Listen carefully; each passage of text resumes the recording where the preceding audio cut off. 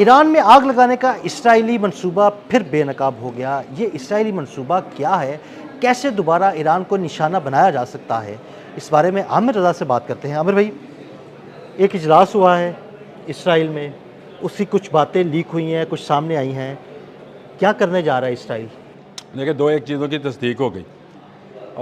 हमने एक व्लॉग किया था जिसमें हमने कहा था कि अमेरिका को मोसाद ने फंसाया है।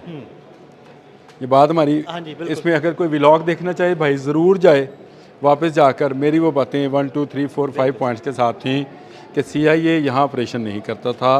ये सारा का सारा इसराइल को बांधा, जो मैंने लफ्ज़ बोले थे मैंने वही दोबारा दोहरा रहा हूँ।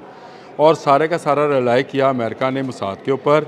मुसाद ने ये रिपोर्ट पेश की, नेतन्याहू वाशिंगटन गया, वाइट हाउस में होने वाली मीटिंग में मैंने सारी चीज़ें डिटेल के साथ, वार रूम में हुआ। उसने बताया कि कोई मसला नहीं है, 3-4 दिन लगेंगे, 2-3 दिन लगे, अब हम अटैक करते हैं, आप हमारा साथ दें, रजीम चेंज होगी, ईरान पर कब्जा होगा। और मैंने आपसे कहा था नेतन्याहू के साथ मुसाद का सरबराह है, हाँ जी, जिसने ये रिपोर्ट तैयार की है, उसका नाम है डेविड ब्रीना। अब ये इसकी तैयार करदा रिपोर्ट थी, इसमें नाकामी हुई अमेरिका को भी, इसराइल को भी, सुबकी हुई अमेरिका को भी, इसराइल को भी, तबाही हुई अमेरिका की भी, इसराइल की भी। दोनों ईरान को मिस कैलकुलेट कर गए। और ये इसके पीछे सिर्फ एक दिमाग था डेविड ब्रीना का, बिल्कुल। जिसने फंसवाया और मरवाया। हमारे लिए मैं ये कहता हूँ कि खबर है, बहुत बड़ी खबर है। अब इसको उसके ओहदे से हटाया जा रहा है। अच्छा, इसको बता दिया गया है कि भाई तुम अब नहीं हो, यू आर नो मोर। और तुम जो हो, तुम अब जितनी मर्ज़ी तकरीरें करो। ये एक हॉलोकॉस्ट पे उन्होंने एक तकरीब थी, उसमें ये इसने सारी चीज़ें कही कि हमने ईरान की तमाम एटमी क़ुव्वत ख़त्म कर दी है। हमने वही तमाम अल्फाज जो डोनाल्ड ट्रंप को मुसाद ने लिख कर दिए थे, वही अल्फाज इस वक्त डेविड ब्रीना बोल रहा है। उस वक्त जब इसको नहली की बुनियाद पर जंग के दौरान, देखें मुझे छोड़ दें, ईरान अमेरिका आजकल सीज़ फायर है, लेबनान और इसराइल की तो जंग हो रही है कि नहीं हो रही। बिल्कुल। उस दौरान इसको कहा गया है थैंक यू वेरी मच भाई, जाओ घर। नहीं आप वो नहीं है, थैंक यू वेरी मच नहीं कहा, इसको कहा दफ़ा हो जाओ। दफ़ा हो जाओ, यही कहा होगा, बिल्कुल। दफ़ा हो जाओ। और उसकी जगह पर नया बंदा जो लगाया जा रहा है वो एक नया कसाब है, एक नया कसाई नुमा आदमी है जिसको लगाया जा रहा है। ये मिलिट्री सेक्रेटरी है नेतन्याहू का, बेंजामिन नेतन्याहू के मिलिट्री सेक्रेटरी गवर्नमेंट को, जो इसका नाम है। लेकिन मैं आइंदा जब भी आपको गूफ मैन कहूँ तो आपने समझ जाना है ये गूफ है। बिल्कुल। ये गवर्नमेंट जो है ये गूफ है और इसको लगाया जा रहा है। और सोचा ये जा रहा है कि शायद ये उस ऑपरेशन को जो कि पहले नाकाम हुआ है उसको नए सिरे से तरतीब देगा। ईरान के अंदर इंटेलिजेंस जो है, या ईरान के अंदर जो आप उसको क्या कहेंगे, फितना फसाद जो है, उसको ज़्यादा अच्छे तरीके से टैकल कर सकेगा। ये असल में मिलिट्री सेक्रेटरी है नेतन्याहू का, तो हो सकता है कि डेविड ब्रीना के ख़िलाफ़ भी इसने ही जहन साजी की और कहा हो कि जी मैं बड़ा दिमाग हूँ और मुझे आप जो है इस्तेमाल करें। और नेतन्याहू जो है अब इसको इस्तेमाल करेगा, इस गूफ मैन को। रोमांस गूफ मैन इसका नाम है, रोनैन के रोमैन गूफ मैन। अब ये गूफ मैन जो है, यानी बेवकूफ़ आदमी जो है, ये मरेगा, मैं आपको बताऊं, ईरान के हाथों से। क्योंकि जो इंटेलिजेंस की फर्स्ट लेयर थी डेविड ब्रीना की तैयार करदा, वो सारी ईरान सारी ख़त्म कर दी है, ईरान ने वाकई ख़त्म कर दी है। अब वहाँ पे अगर इनका कोई जसूस होगा तो वो 3rd या 4th लेयर का कोई जसूस होगा, जिसको छोटा जसूस कहा जाता है, जो इलाकाई सतह पर छोटी छोटी खबरें जो हैं वो देते हैं। और कुछ उनके अंदर भी बकाऊ लोग होते हैं जो देते हैं, लेकिन जो बड़े थे वो मार दिए सारे। वो सारे ईरान ने किसी एक को, मैंने जर्नल का भी जिक्र किया था, अगर वो पुराने व्लॉग्स निकालें तो मैंने कहा था उसको भी, जो अली ख़ामनेई साहब की शहादत है उसमें भी उसको इस्तेमाल किया जाना है। वो हर जगह हमला होता है तो पहले निकल जाता है, तो ये उसको भी इस्तेमाल किया गया था। तो जो फर्स्ट लेयर थी, फर्स्ट और सेकंड लेयर थी, वो ईरान ख़त्म कर चुका है। 3rd एंड 4th लेयर है, तो इसका ईरान को इतना परेशान होने की ज़रूरत नहीं है। मेरा ख्याल ये है कि डेविड ब्रीना का जाना हमारे लिए बड़ा अच्छा है। ये वो शख्स है जिसने अमेरिका और इसराइल को फंसाया इस जंग के अंदर। अब जब वो दलदल में फंस चुके हैं तो इसको उन्होंने थैंक यू वेरी मच, या आपने कहा लफ्ज़ सही है कि दफ़ा हो जा, उसको कहा है भाई दफ़ा दूर।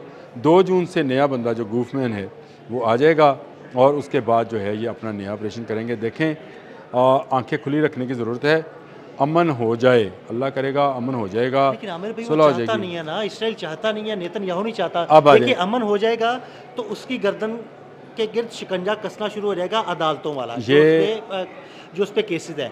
वही चाहता है कि ये जंग लगी रहे और वो बहाना बनाकर उनसे बचता रहे। ये डेविड ब्रीना जो है, ये जाते जाते एक बड़ी ज़बरदस्त वो जो जिसको कहते हैं ना क्लू दे के गया है। वो दे के गया है कि हम ईरान में अपना ऑपरेशन नहीं रोकेंगे बल्कि हाँ जी, इसको बिल्कुल। बढ़ाएंगे। ये वो दे ये के कह के गया, गया, बिल्कुल उसने क्या ये क्या कहा गया, हालांकि उसको ये बात नहीं कहनी चाहिए थी।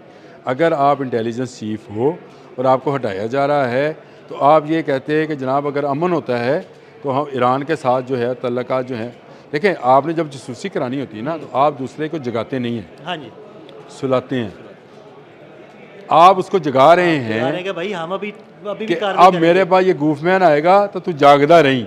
और बल्कि वो ये कह के गया कि हम हमारा जो हदफ था वो पूरा नहीं हुआ। अभी गया नहीं है, जाना है इसने, हाँ, बल्कि जून वो में यही है, कह 2 रहा था। जून को जाना है हाँ, इसने। बिल्कुल वो यही कह रहा था कि जो हमारा हदफ था वो रजीम चेंज का वो पूरा नहीं हुआ तो हम अपनी कोशिशें जारी रखेंगे। ये कोशिश देखो ना, ये इसका मतलब ये है कि ईरान को ये कहा जा रहा है कि जागते रहना।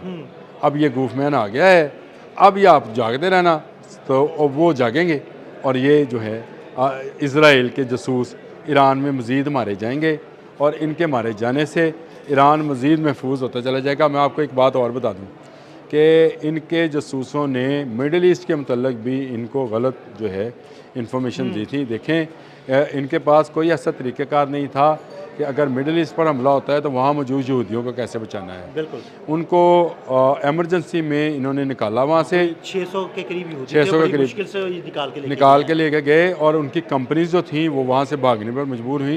ये सारे का सारा ऑपरेशन मोसाद के गले में पड़ा। इसीलिए उसका डेविड ब्रीना को जो है जिसको अब कहा जा रहा है कि इसकी तो मुद्दत म्याद ही ख़त्म होने वाली थी। भाई जंग के दौरान मुद्दत म्याद होती नहीं। हाँ जी। ये किसी और को बताइएगा, जंग के दौरान ना कोई जनरल रिटायर्ड होता है किसी को ना तब्दील किसी भी जनरल नहीं को किया निकाला जाता। जाता है। बिल्कुल। ये मेजर जनरल रैंक का ऑफिसर था जिसको मोसाद का सरबराह बनाया गया था। जो नया आ रहा है वो भी मेजर जनरल ही है और उसी को उसकी जगह पे लगाया जा रहा है।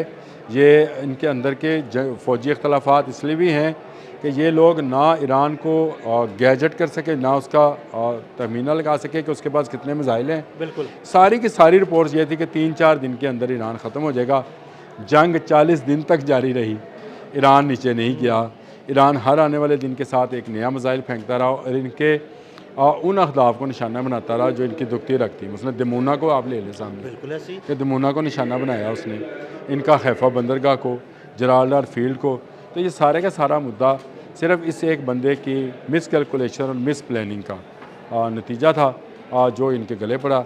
अब इसको हटाया जा रहा है। देखें ये गूफमैन जो है जिसका नाम मैंने गूफमैन रखा है, ये बेवकूफ़ आदमी आकर नया काम क्या करता है। मेरा नहीं ख्याल कि अगले 10-15 साल तक के लिए ये अब ईरान को छेड़ने की जरूरत। हाँ, ये हिजबुल्लाह के साथ लड़ते रहेंगे, हौज़ीज़ के साथ लड़ते रहेंगे, इराक़ के जो मलेशियाज़ हैं उनके साथ लड़ते रहेंगे। ईरान की तरफ इज़राइल बराह रास्त नहीं देखेगा। उसकी तरफ देखने के लिए इसको एक मरतबा फिर अमेरिका की ज़रूरत होगी। और मेरा नहीं ख्याल कि ट्रंप जो इस वक्त मुआहिदा करने के लिए पंजाबी कहते हैं उतावले हुए पे हैं। हाँ जी बिल्कुल। मैं तो बस किसी तरह बेचैनी है उसके अंदर कि मेरी जान छूटे और मैं यहाँ से जाऊँ। वो दोबारा इज़राइल के या मोसाद के कहने पर यह रिस्क लेगा।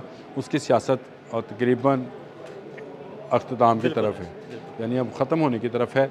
और उसकी सियासत ख़त्म होते ही, वैसे भी उसका मेरा ख्याल सेकंड टर्नर है, ये ख़त्म हो जानी है। इसके बाद तो वैसे नहीं आना, उससे पहले उसकी इम्पीचमेंट या फांसी ना हो जाए हम कुछ नहीं कह सकते। लेकिन मोसाद ने उनको ऐसी दलदल में ला घुसाया है जहाँ से निकलना जो है उनके लिए अब मुश्किल हो रहा है। इसके लिए उनको बहुत सारे हाथ चाहिए। कोई अपना हाथ पकड़ाने को तैयार नहीं है, ना स्पेन, ना फ्रांस, ना बरतानिया, ना जर्मनी, ना जापान, ना कोरिया। कोई अपना हाथ पकड़ाने को तैयार नहीं है क्योंकि ये एक बड़ा देव है, कल किस्म का जो है समझे पावर है। ये ना होए कि इसको हाथ पकड़ाएं ये अंदर ही खींच ले उस दलदल के अंदर। ये सारे लोग इसीलिए इसको इनकार कर रहे हैं। इसमें इसके पीछे और कोई बड़ी वजह नहीं है। सबसे बड़ी वजह यह है कि हम इस जंग से दूर रहना चाहते हैं। बरतानिया, फ्रांस, जर्मनी सब ने ये कह दिया, नेटो ममालिक ने कह दिया हम दूर रहना चाहते हैं, यूरोपियन यूनियन ने कह दिया। तो बड़ी वजह यही है कि मोसाद ने इनको ऐसी दलदल में फंसाया है कि ना इनको निकलने की कोई राह मिल रही है। अब ये चाहते हैं कि मुज़ाकरा जितनी जल्द हो सके, इसलिए उसने कहा कि 48 घंटों में कुछ फ़ैसला करते हैं। मेरा ख्याल है ये जल्दबाजी है। अभी 18 तारीख तक तो खैर हमारे वज़ीर आज़म यहाँ पे नहीं है, उसके बाद हम सोचते हैं कि इनको क्या माफ़ी दिलवानी है कि नहीं। बिल्कुल, बहुत शुक्रिया आमिर भाई ने बड़ी तफसील के साथ इस सारे मामले पर रोशनी डाली। अदील अहमद और आमिर रज़ा को इजाज़त दीजिएगा। अल्लाह हाफ़िज़।